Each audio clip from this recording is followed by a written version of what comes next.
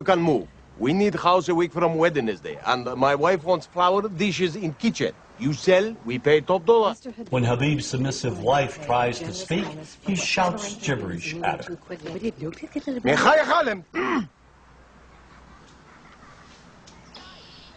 And then he offers Martin a $15,000 cash bonus to move out in 10 days. Making real estate history here. When Martin tells Mr. Habib that he doesn't want to sell the house after all, he finds Habib's wrecking crew there, ready to demolish his beautiful home.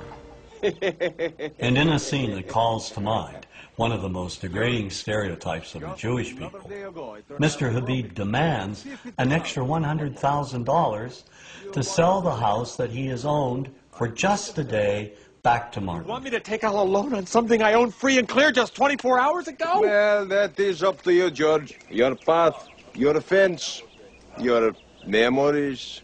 Now, if you looked at the other Father of the Bride films, Elizabeth Taylor, Spencer Tracy, there were no Arabs or Arab Americans. So why does Disney inject these horrific, sort of offensive characters in Father of the Bride Part 2? It's the same reason that in Gladiator, the slave traders who kidnapped Russell Crowe and bring him back to Rome are Arabs. I mean, this is ridiculous. I mean, why does Hollywood inject Arabs, scenes of Arabs, and or slurs demeaning Arabs in movies having nothing to do with the Middle East? So you're sitting like I am, for example, watching Back to the Future about a mad scientist. And yet, early on in the film, we see these ugly, inept Libyans with machine guns in a parking lot trying to gun down the protagonist. I mean, why?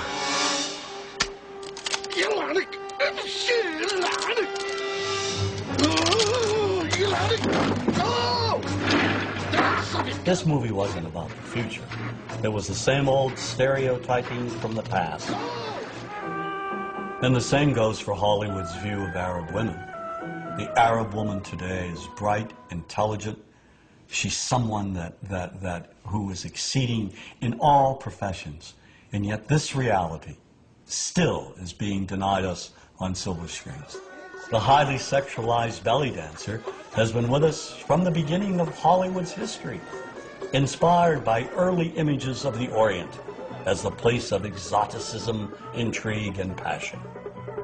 But in recent years, this image has dramatically changed. The Arab woman is now projected as a bomber, a terrorist. Added to this image is what I call bundles in black. Veiled women in the background, in the shadows, submissive. It seems the more Arab women advance, the more Hollywood keeps them locked in the past.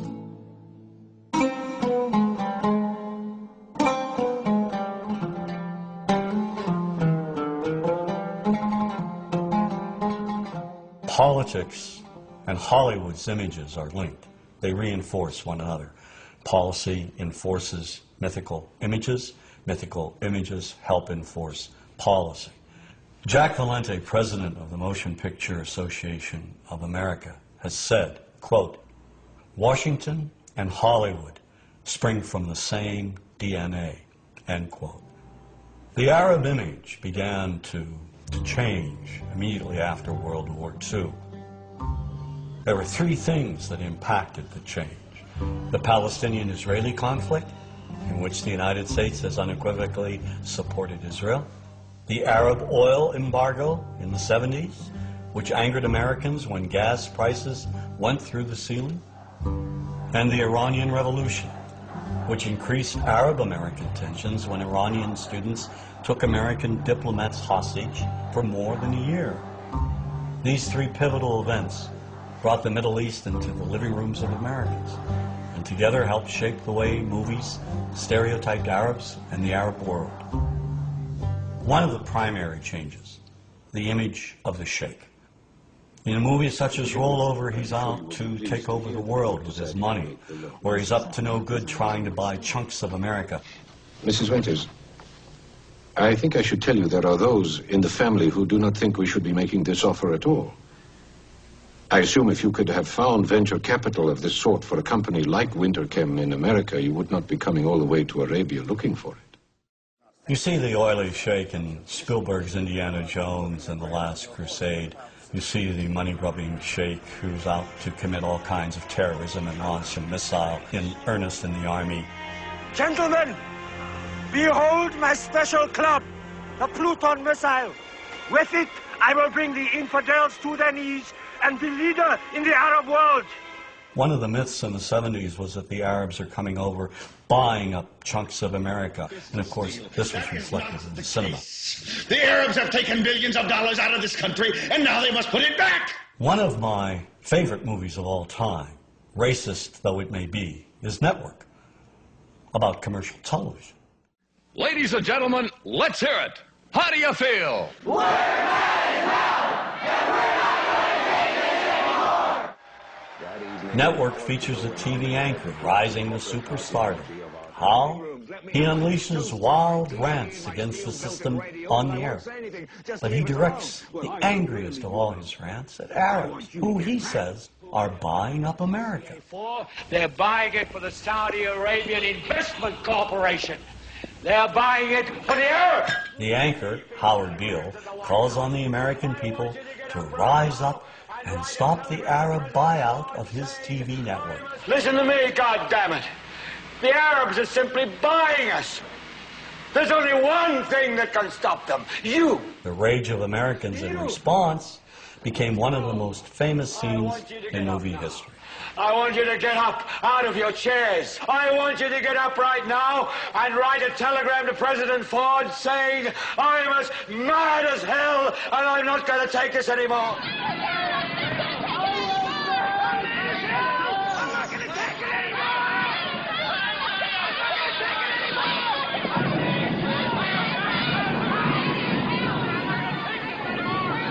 This kind of anger, the anger born of fear, all of it in response to a perceived conspiracy and threat by a specific group of people, well, we've seen and heard this before.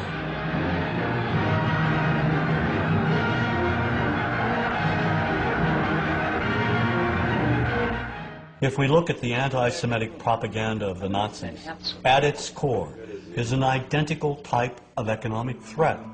This economic myth even made its way into children's books. Sadly, the popular image of Jews in Nazi propaganda resembles the popular image of Arabs in some of our most beloved Hollywood movies. The only difference being that the Arab usually wears a robe and headdress.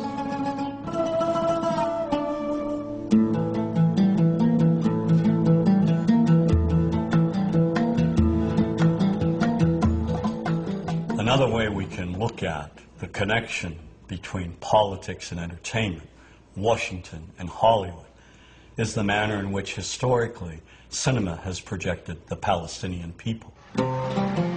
Since the founding of the State of Israel in 1948, our support has never wavered. Every American administration has made it clear whose side we're on. In contrast, Washington's policymakers have failed to support the millions of Palestinians who have been made refugees and who have lived lives of poverty and squalor as a result, while policies impact opinions. So equally unjust is how Hollywood has presented the conflict. Movies repeatedly depict Palestinians as terrorists, making it seem that all Palestinians are evil.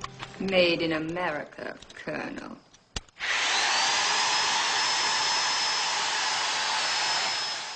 Now that image has been perpetuated by Hollywood films, beginning with the film Exodus. It dealt with the very early conflict. Here, Palestinians are either invisible or they're linked with Nazis, perpetrators of horrific acts. The 1966 movie Cast a Giant Shadow is another early film presenting Israelis as innocent victims of Palestinian violence. Kirk Douglas is an American military specialist, and he goes to assist the Israelis. Some of the dialogue in this film reads like it came straight from the public relations department of the Israeli government. Now, here's a country surrounded by 5 Arab nations ready to shove them into the Mediterranean. No guns, no tanks, no friends, nothing. People fighting with their bare hands for a little piece of desert. The Palestinians in this movie are the lowest of the low. We see them solely as vicious gunmen, wide-eyed maniacs. They will kill anyone, anywhere, anytime, for any reason. There's one brutal image in particular of a burnt-out bus with a dead Jewish woman tied to its side.